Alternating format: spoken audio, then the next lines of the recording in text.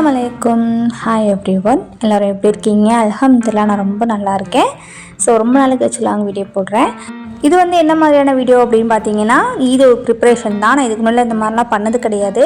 சும்மா ட்ரை பண்ணால் எப்படி நமக்கு டைம்லாம் சேவ் ஆகுது, டயர்ட் இல்லாமல் இருக்குது அப்படிங்கிறத பார்க்கறதுக்கு தான் நான் பண்ணி வச்சுருக்கேன். ஸோ ஃபஸ்ட்டு எடுத்தோடனே நான் இஞ்சி பூண்டு நேற்று உரித்து வச்சுட்டேன். ஸோ அதை காலையில் கட் பண்ணி வச்சுட்டேன். அன்றைக்கி சண்டே அப்படிங்கிறதுனால எல்லாருமே லேட்டாக தான் எழுந்திரிச்சாங்க. இந்த கூட்டு குடும்பம் அப்படின்னாலே பெரிய தலைவலி தான் போல். ஏன்னா ஒவ்வொருத்தவங்களுக்கும் ஒவ்வொன்றும் பிடிச்சிருக்கு, ஒவ்வொருத்தவங்களுக்குமே ஒவ்வொன்றா செய்கிற மாதிரி இருக்குது. என்னோடய மாமனாருக்கு உப்புமா பண்ணி ஓரமாக வச்சுட்டேன். அவங்க எப்போ சாப்பிட்றாங்களோ அப்போ சூடாக இருக்கட்டும் அப்படின்னு சொல்லிட்டு ஹாட் பாட்டில் போட்டு வச்சுட்டேன். பசங்களுக்கும் என் ஹஸ்பண்டுக்கும் தோசை ஊற்றிட்டேன். நேற்று வச்சு சிக்கன் குழம்பு இருந்தது.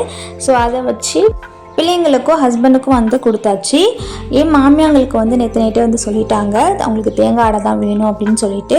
அதனால் காலை எழுந்திரிச்சோடனே இதுக்கு அரிசி நான் ஊற வச்சுட்டேன். மற்ற வேலையெல்லாம் செய்கிறதுக்குள்ளே இந்த அரிசியுமே ஊறி முடிஞ்சிருச்சு. ஸோ அதனால் தேங்காய் புதுசாக உடச்சி அவங்களுக்கு தேங்காய் அடைக்கு ரெடி பண்ணிகிட்ருக்கேன். இந்த ரெசிபியை தேங்காய் அடையும் நம்ம ஊற்றி சாப்பிட்லாம். கொஞ்சம் கெட்டியாக அரைச்சி உருண்டை பிடிக்கிற அளவுக்கு நம்ம அரைச்சி எடுத்துக்கணும் தேங்காயும் அரிசியும். அதுக்கப்புறம் நம்ம இட்லி சட்டியில் அவிச்சோம் அப்படின்னா உருண்டை மாதிரி கூட நம்ம சாப்பிட்டுக்கலாம். இதை பிரேக்ஃபாஸ்ட்டாகவும் சாப்பிட்டுக்கலாம், ஸ்நாக்காகவும் சாப்பிட்டுக்கலாம். மாமியை எப்போ சாப்பிடுவாங்கன்னு தெரியல, அதனால நான் அரைச்சி உப்புலாம் போட்டு ரெடி பண்ணி அவங்களுக்காக வச்சுட்டேன். தம்பி சாப்பிட்டுட்டே மீதி தோசையை வச்சுட்டான். ஸோ அந்த தோசையில் கொஞ்சமாக உப்புமா வச்சு நான் சாப்பிட்டு முடிச்சிட்டேன்.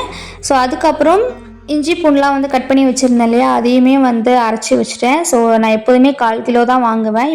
இப்போது நோன்பு வரதுனால கொஞ்சம் கூட வாங்கியிருக்கேன், ஒரு 1/2 kg போல். ரெண்டுமே தனித்தனி பாக்ஸில் தான் எடுத்து வச்சுப்பேன். 1/4 கிலோ தனியாகவும் இன்னொரு 1/4 கிலோ தனியாகவும். ஏன்னா மொத்தமாக எல்லாத்தையும் நம்ம வெளியே எடுத்து வச்சு அதை திரும்ப ஃப்ரிட்ஜுக்குள்ளே எடுத்து வைக்கிற மாதிரி இருக்கும். ஸோ இது மாதிரி பிரித்து வச்சிட்டோம் அப்படின்னா ஒரு இது நல்லா ஃப்ரெஷ்ஷாகவே இருக்கும், நம்ம எவ்வளோ நாள் இருந்தாலுமே சரி.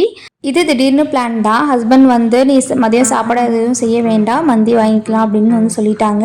ஸோ எல்லாருமே சாப்பிட்டு முடிச்சுட்டு எல்லாருமே குளிச்சுட்டு போய் மந்தியெல்லாம் போய் வாங்கிட்டு வந்துட்டாங்க. நானுமே ரெடி ஆகிட்டேன். ஸோ வந்த உடனே ஹாட் பாட்டில் எல்லாத்துலேயுமே ஃபில் பண்ணி வச்சுட்டு நாங்கள் சாப்பிட்டுட்டு கொஞ்ச நேரம் ரெஸ்ட் எடுத்துகிட்டு இருந்தோம். ஈது ப்ரிப்ரேஷன் நிறைய வீடியோஸ் பார்த்தா நானும் பண்ண ஸ்டார்ட் பண்ணேன். அதில் கொஞ்சம் செலக்டிவாக எனக்கு ஈஸியாக இருக்கிற மாதிரி மட்டும் தான் நான் செலக்ட் பண்ணி நான் ப்ரிப்ரேஷன் பண்ணி வச்சுருந்தேன். அதில் இதுவும் ஒன்று. நம்ம கடையில் பஜ்ஜி போண்டா மிக்ஸ் வாங்குவோம் இல்லையா, அதில் வீட்டிலே ரெடி பண்ணலாம் அப்படின்னு சொல்லி போட்டிருந்தாங்க. அதில் என்ன பண்ணியிருந்தாங்க அப்படின்னு பார்த்தீங்கன்னா, மிளகாத்தூளும் காஷ்மீர் சில்லியும் 2 ஸ்பூன் எடுத்துக்கிட்டாங்க. நான் 1 ஸ்பூன் எடுத்துக்கிட்டேன். ரெண்டுத்துலேயும் ஒன்று. உப்பு தேவையான அளவு, மஞ்சத்தூள், ஜீரகத்தூள், பெருங்காயத்தூள் இதெல்லாம் அளவாக எடுத்துக்கிட்டேன். இந்த அளவு எல்லாம் நான் கமெண்டில் பின் பண்ணுறேன். 1 கப்பு கடலை மாவு எடுத்துக்கிட்டேன். நீங்கள் இன்னும் கொஞ்சம் கூட எடுத்துக்கலாம். எனக்கு இது கரெக்டாக இருந்தது. ஸோ அதனால் இந்த 1 கப் மட்டும் எடுத்துக்கிட்டேன் கடலை மாவு. இதில் 1/2 கப் நான் அரிசி மாவு எடுத்துக்கிட்டேன். இது எல்லாத்தையும் நான் ஒரு மிக்ஸி ஜாரில் எல்லாத்தையும் போட்டுக்கிட்டேன். போட்டதுக்கப்புறம் ஒரு பல்ஸ் மூடில் 2 times or 3 times பண்ணிக்கிட்டேன். இதை நீங்கள் ஒரு பவுலில் கூட போட்டு நீங்கள் மிக்ஸ் பண்ணி எடுத்துக்கலாம். ஆனால் அந்த வீடியோவில் மிக்ஸியில் தான் மிக்ஸ் பண்ணியிருந்தாங்க. ஏன்னா அப்போ தான் நல்லா பிளெண்ட் ஆகும் அப்படின்னு சொல்லியிருந்தாங்க. அதனால் நானும் அந்த மாதிரியே பண்ணியிருந்தேன். ஸோ இதெல்லாம் பண்ணி சூப்பராக ரெடி ஆகிடுச்சு. இதை ஒரு பிளாஸ்டிக் பாட்டில் தான் எடுத்து வச்சுருக்கேன். உங்களுக்கு கண்ணாடி பாட்டில் இருந்தது அப்படின்னா நீங்கள் கண்ணாடி பாட்டில் நீங்கள் எடுத்து வச்சுக்கலாம். இது 1 month வரைக்குமே இருக்கும் அப்படின்னு சொல்லியிருந்தாங்க. அதனால தான் இதை நான் ட்ரை பண்ணியிருந்தேன். முக்கியமாக ஃப்ரிட்ஜில் வைக்கணும் அப்படின்னு சொல்லியிருந்தாங்க. இந்த ப்ரிப்ரேஷன் நான் போன ஈதிக்கே நான் ட்ரை பண்ணேன். ஆனால் வீடியோஸ்லாம் நான் எடுக்கலை. இந்த இதில் வீடியோ எடுத்திருக்கேன். ஸோ இதில் நான் நட்ஸு பாதாம் எடுத்திருக்கேன். நீங்கள் எந்த நட்ஸ் வேணாலும் எடுத்துக்கலாம். இல்லை என்ன ஒன்றுனா, நம்ம உள்ளே இருக்கிற சீடை மட்டும் ரிமூவ் பண்ணிவிட்டு அதுக்கு பதிலாக நம்ம நட்ஸ் வைக்க போகிறோம். இதில் பாதாம் எடுத்திருக்கேன் இல்லையா, நீங்கள் பிஸ்தா எடுத்துக்கலாம், முந்திரி எடுத்துக்கலாம். உங்ககிட்ட எந்த நட்ஸ் இருக்கோ அந்த நட்ஸ் எடுத்துக்கலாம். எங்கள் வீட்டில் பாதாம் வாங்குவாங்களே தவிர சாப்பிடவே மாட்டாங்க. ஸோ அதனால தான் நான் பாதாம் எடுத்திருக்கேன். இது மாதிரி நான் எல்லா டேட்ஸ்லையுமே பாதாம் வச்சுட்டேன். இப்போதைக்கு நான் இந்த பாக்ஸில் வச்சுருக்கேன். நான் இப்போ ஃப்ரிட்ஜில் தான் ஸ்டோர் பண்ண போகிறேன். அதனால் இந்த பாக்ஸில் போட்டு வச்சுருக்கேன். நோம்பு அப்போ நான் வேறு பாக்ஸில் போட்டு நான் வெளியில் ஸ்டோர் பண்ணி வச்சுப்பேன். நெக்ஸ்ட்டு என்ன அப்படின்னு பார்த்தீங்கன்னா, ரொம்பவே இம்பார்ட்டண்ட்டான ஒன்று.